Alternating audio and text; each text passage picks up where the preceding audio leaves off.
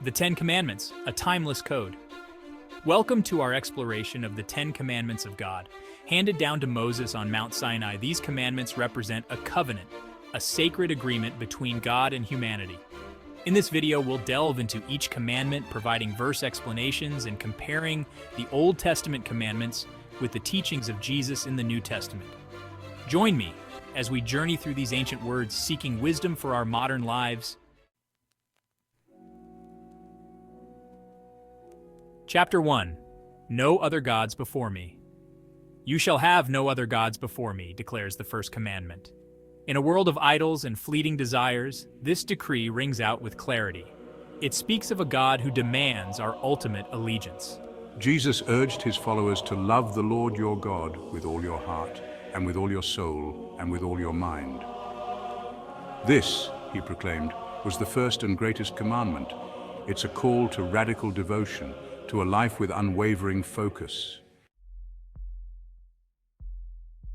Chapter 2, Images and the Essence of Worship. You shall not make for yourself an image, the second commandment proclaims, striking at the heart of idolatry. In ancient times, idols were often physical representations of gods, crafted from wood, stone, or precious metals. But the essence of idolatry transcends physical form. It's about misplaced devotion, about attributing ultimate worth to something that is ultimately fleeting and finite. Jesus, in his teachings, redefined the very nature of worship. God is spirit, he declared, and his worshippers must worship in the spirit and in truth. True worship, he suggested, wasn't confined to temples or rituals, but was an act of the heart, a pouring out of love and devotion to the unseen God who dwells within. Chapter 3. The Power and the Weight of Words. You shall not misuse the name of the Lord your God, commands the third commandment, reminding us of the sacredness of language, of the power and the weight of words. In the biblical tradition, a name wasn't merely a label, it was an embodiment of one's very essence, a reflection of their character and their being. To misuse God's name, then, was to disrespect his very nature, to treat him with casual disregard. Jesus, in the Sermon on the Mount, echoed this reverence for language. Let what you say be simply yes or no. Anything more than this comes from evil, he taught. His words serve as a stark reminder that our words have power. They can build up or tear down. They can reflect truth or perpetuate falsehood. Chapter 4. Remember the Sabbath day by keeping it holy, the fourth commandment instructs, weaving a rhythm of rest and renewal into the very fabric of time. In the busyness of life, it's easy to lose sight of the Sabbath, to let its stillness be swallowed by the demands of the everyday. But the Sabbath isn't merely a day off. It's a sacred pause, a time to step back from the relentless pursuit of progress and reconnect with something deeper, something more profound. The Sabbath was made for man, not man for the Sabbath. Jesus often challenged the rigid interpretations of the Sabbath laws of his day, emphasizing the human element, the need for compassion and flexibility. Chapter 5. Honor your father and your mother, the fifth commandment directs, laying the groundwork for healthy family relationships and societal harmony. In a world often marked by generational divides and familial strife, this commandment serves as a timeless reminder of the debt of gratitude we owe to those who brought us into being. But honoring our parents goes beyond mere obedience or outward displays of respect.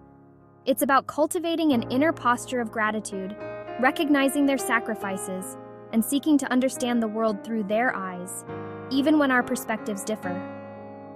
Jesus, in his own life, exemplified this deep respect for his earthly parents. Chapter 6. You shall not murder, the sixth commandment declares, etching the sanctity of human life into the moral fabric of humanity. It's a call to protect the vulnerable and stand up for the marginalized.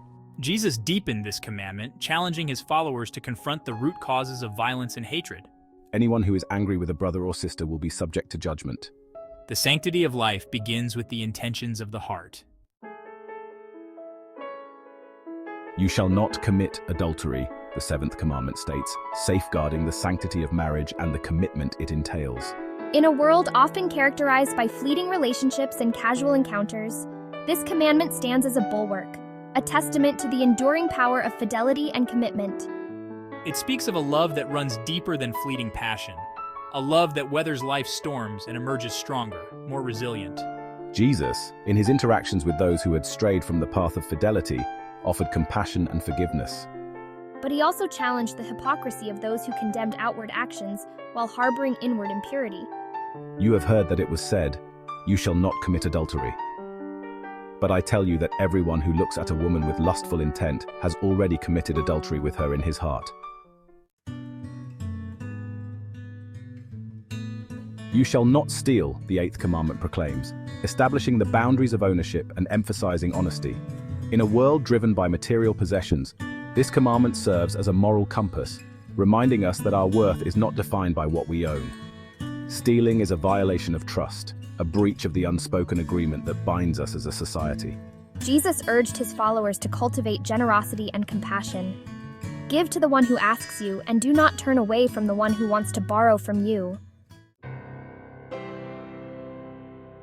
You shall not give false testimony against your neighbor, the 9th commandment instructs, highlighting the importance of truthfulness and integrity in our interactions with others.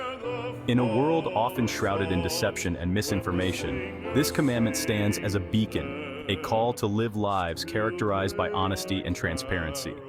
False witness, at its core, is an act of betrayal, a deliberate attempt to harm another person through the manipulation of truth.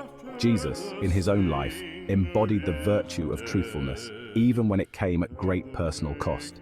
For this purpose I was born, and for this purpose I have come into the world, to bear witness to the truth. Everyone who is of the truth listens to my voice, he declared. You shall not covet, the 10th and final commandment declares, addressing not merely our outward actions, but the very desires that reside within our hearts. In a world saturated with advertising and driven by consumerism, this commandment is perhaps more relevant than ever. We are constantly bombarded with messages that tell us we need more, that our happiness and fulfillment lie in acquiring the latest gadgets, the most fashionable clothes, the biggest houses. But covetousness is a trap, a bottomless pit of desire that can never be satisfied. Jesus, in his teachings, offered a radically different path to happiness.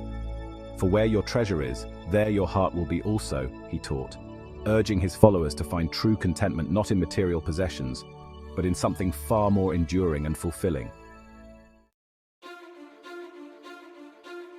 Thank you for joining us in this exploration of the 10 Commandments.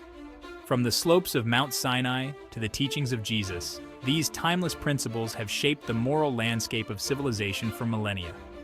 We hope this video has provided you with a deeper understanding of these timeless principles and their relevance in both the Old and New Testaments. May their wisdom continue to guide us towards lives of meaning, purpose, and integrity. Don't forget to like, share, and subscribe for more insightful content.